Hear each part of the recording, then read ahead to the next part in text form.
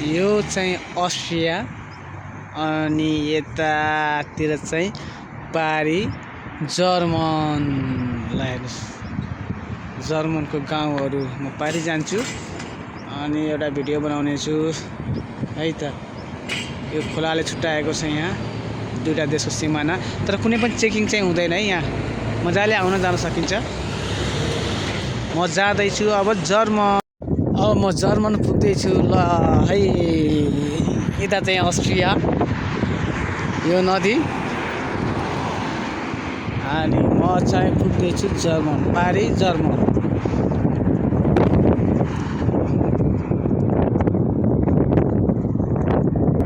बिचमा चाहिँ एउटा भाले बनाएको थियो। यो चाहिँ के हो अब थाहा भएन। दासिका अस्ट्रिया सायद यो ल है।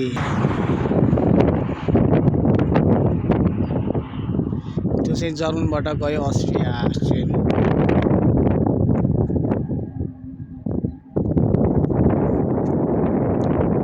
ल है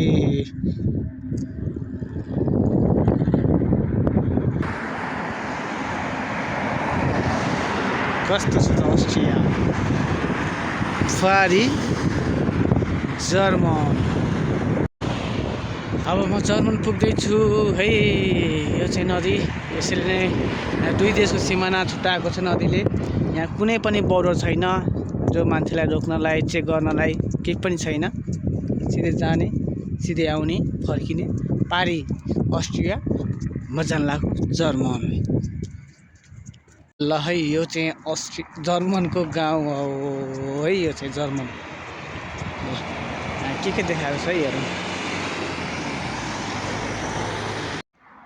अब यो माछामा चाहिँ यहाँ सायद माछा पाउँछ होला के हो यो चाहिँ मैले बुझिनँ।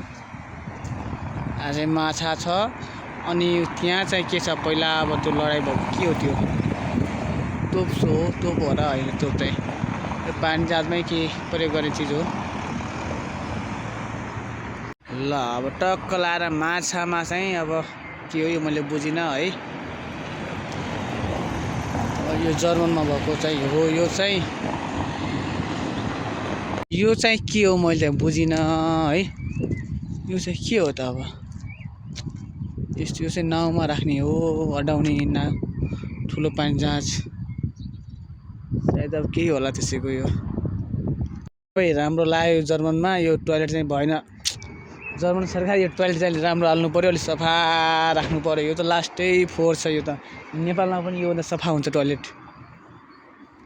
अब हाम्रो नेपालमा चाहिँ नेपालबाट इन्डियातिर गाडी गएको गर्छ नि त टर्नेकै सामान लिन। अब इन्डियाबाट चाहिँ त्यस्तो सामान ल्याएर मात्रै आउँछ खाली।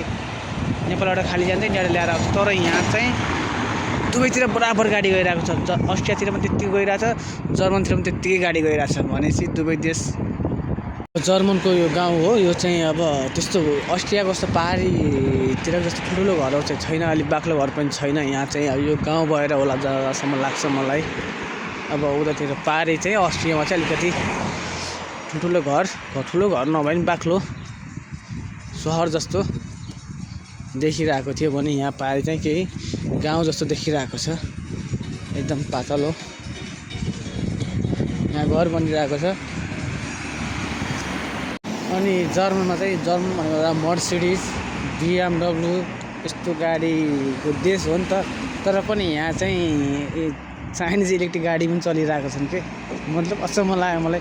यस्तो ब्रान्ड भएको देशमा पनि चाइनिज गाडीहरू इभीहरू चलिरहेको छन्।